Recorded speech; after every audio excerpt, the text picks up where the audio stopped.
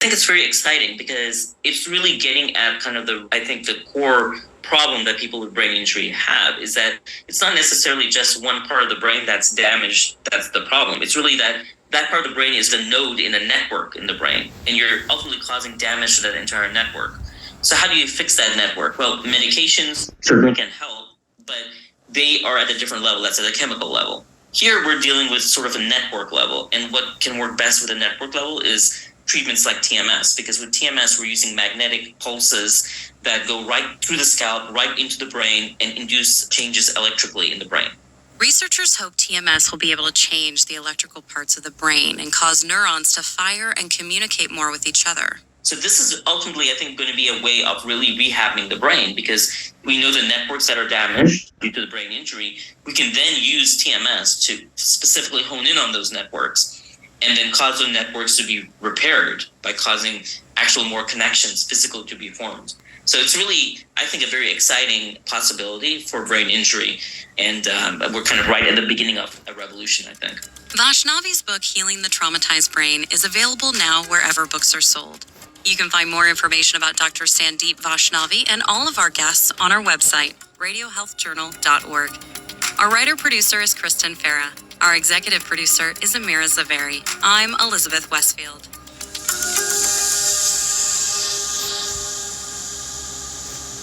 Each week on the Viewpoints Radio podcast, you'll hear from our leading experts on an important topic within education, history, society, psychology, and more. If you could show a good money personality, one where you've got good values around how you acquire, how you use, and how you manage money, those patterns will be passed along generations. Viewpoints Radio podcast is produced by our team of award-winning journalists. Subscribe today by searching Viewpoints Radio wherever you listen to podcasts.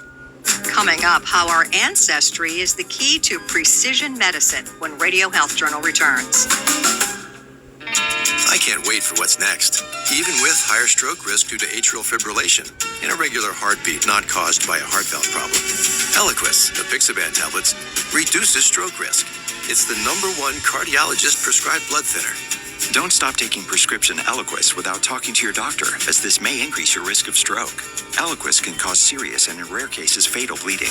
Don't take Eliquis if you have an artificial heart valve, abnormal bleeding, or have antiphospholipid syndrome. While taking, you may bruise more easily or take longer for bleeding to stop. A spinal injection while on Eliquis increases risk of blood clots, which may cause paralysis, the inability to move. Get medical help right away for unexpected bleeding or unusual bruising, or if you have tingling, numbness, or muscle weakness. It may increase your bleeding risk if you take medicines such as aspirin products, NSAIDs, SSRIs, SNRIs, and blood thinners. Tell your doctor about all planned medical or dental procedures. Learn more at Eliquis.com or call 1-855-ELIQUIS.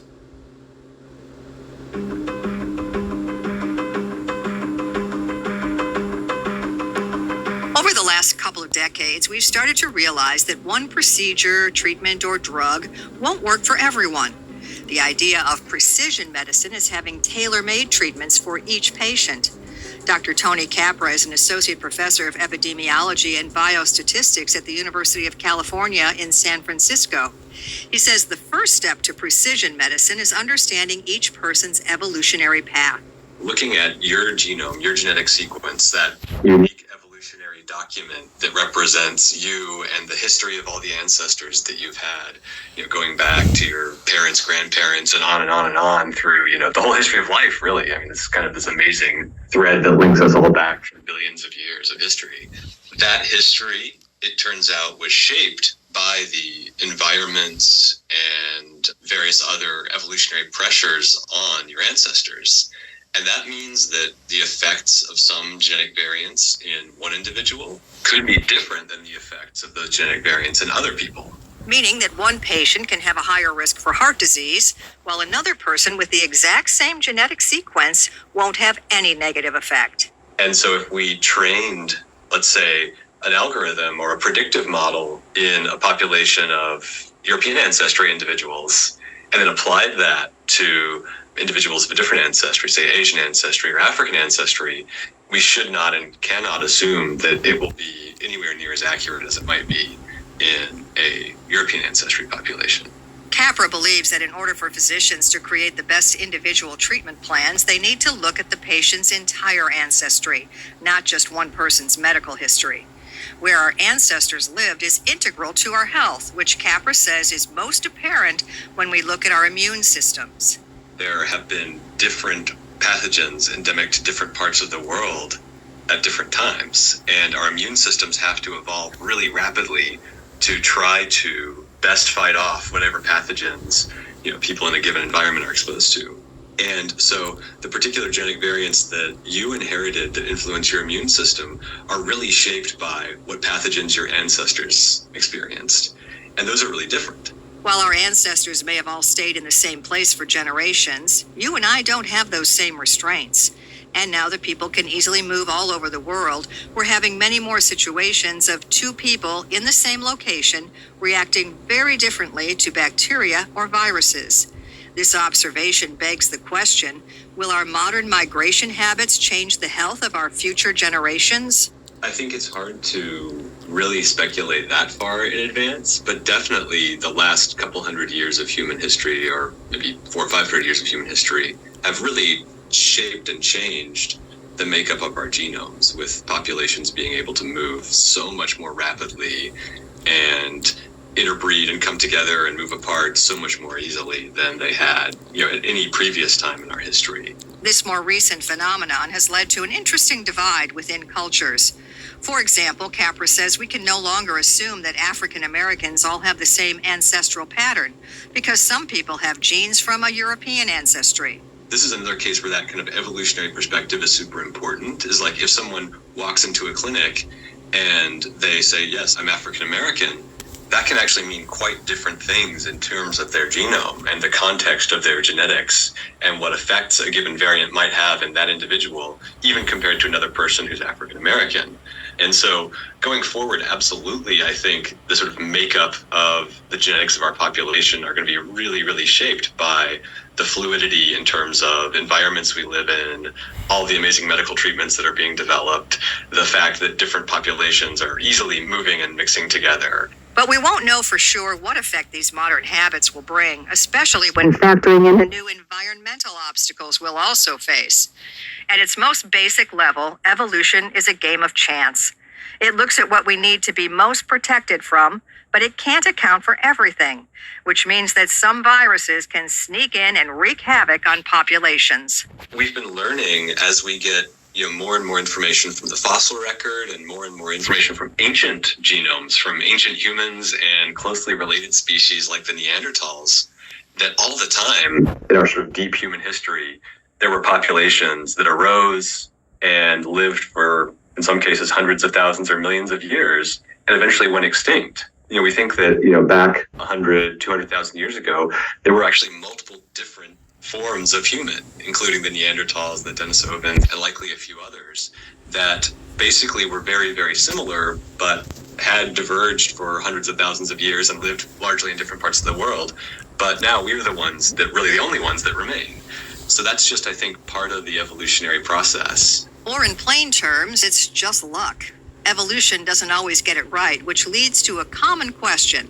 Why do we still have disease? Why haven't we evolved to be protected from viruses and bacteria? Oddly enough, Capra's recent paper published in the journal Nature Reviews Genetics shows that this vulnerability may not be the mistake we think it is. So evolution is trying to do the best that it can within some really strong constraints, right? So there's certainly the first fact of just like, what are the genetic variants available and possible in a given organism and population?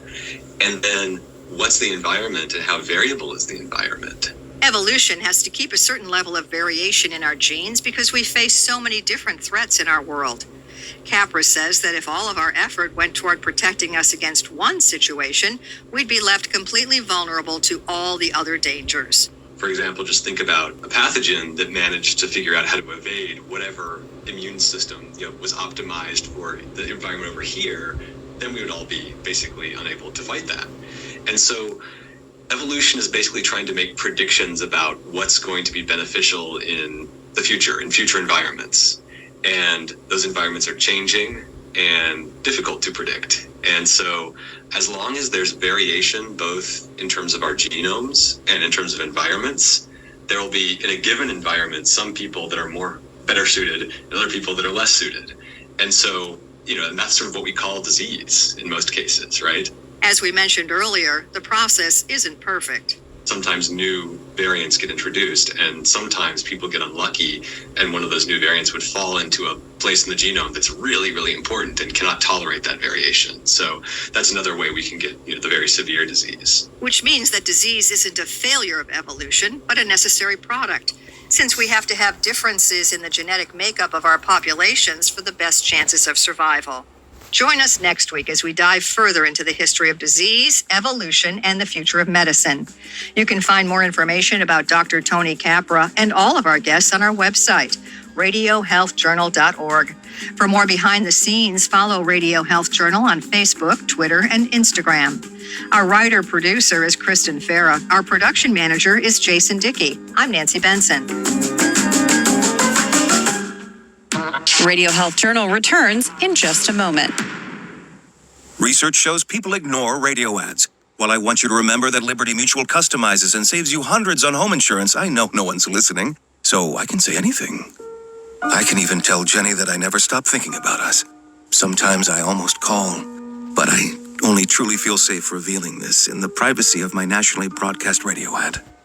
Only pay for what you need at LibertyMutual.com. Savings may vary, underwritten by Liberty Mutual Insurance Company and affiliates, excludes Massachusetts. Liberty, liberty, liberty, liberty. Do you have heart failure and often hear, "Those stomach issues ruined your birthday"? "You're too tired to play catch, Grandpa." Sweetie, you haven't touched your tools since the carpal tunnel syndrome diagnosis. If these seemingly unrelated symptoms sound familiar, talk to your cardiologist. Ask about transthyretin amyloid cardiomyopathy, or ATTR-CM. A rare and underdiagnosed disease that gets worse over time. Learn more at connecttoyourheart.com. That's connecttoyourheart.com. Sponsored by Pfizer. I can't wait for what's next. Even with higher stroke risk due to atrial fibrillation, an irregular heartbeat not caused by a heart valve problem. Eliquis, the Pixaban tablets, reduces stroke risk. It's the #1 cardiologist prescribed blood thinner. Don't stop taking prescription Eliquis without talking to your doctor, as this may increase your risk of stroke. Eliquis can cause serious and, in rare cases, fatal bleeding. Don't take Eliquis if you have an artificial heart valve, abnormal bleeding, or have antiphospholipid syndrome. While taking, you may bruise more easily or take longer for bleeding to stop. A spinal injection while on Eliquis increases risk of blood clots, which may cause paralysis, the inability to move. Get medical help right away for unexpected bleeding or unusual bruising, or if you have tingling, numbness, or muscle weakness. It may increase your bleeding risk if you take medicines such as aspirin products, NSAIDs, SSRIs, SNRIs, and blood thinners. Tell your doctor about all planned medical or dental procedures. Learn more at Eliquis.com or call 1-855-ELIQUIS. Medical notes this week. Cases of leprosy are on the rise in Florida. Should we be concerned? The CDC reports that 1/5 of all new diagnoses in the U.S. are in the central part of the state. However, Dr. Andrea Maderol, director of the University of Miami's Hansen's Disease Program, says there's no need to panic. Leprosy, also known as Hansen's disease, is still very rare and is able to be treated with antibiotics. In fact, she says more than 95% of Americans are naturally immune to the bacteria that causes this condition. How does a new battery help eliminate child labor? Scientists have created a long-lasting battery using nickel instead of cobalt. Much of the world's cobalt supply is often mined using child labor, but it's always been the cheapest option until now. A study published in the journal Nature Energy shows that these new batteries only need low amounts of nickel to power electric cars and other products. And finally, the future of robotic prosthetics is here. Research published in Nature Communications demonstrates a new robotic gripping device with game-changing abilities. It can pick up a single drop of water and microfilms that are 20 times thinner than human hair. This gentleness and precision is complemented by strength that allows it to pick up a 14-pound weight. The gripper can be controlled through the electrical signals produced by muscles in the forearm. And that's Medical Notes this week.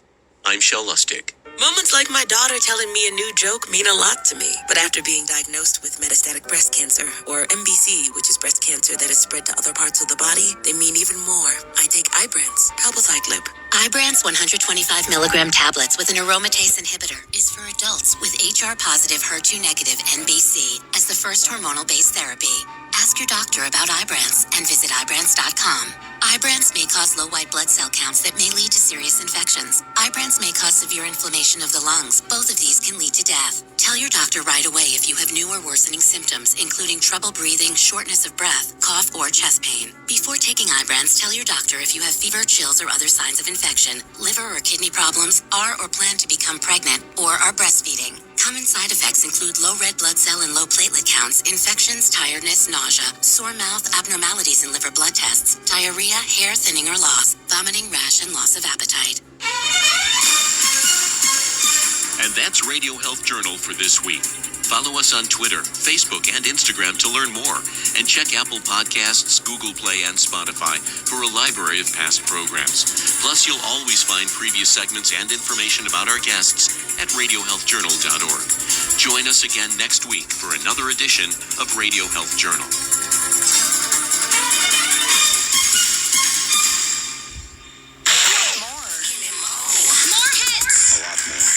Broadcasting from the Passalacqua and Associates Law Firm Studios, upstate New York's premier trial attorneys.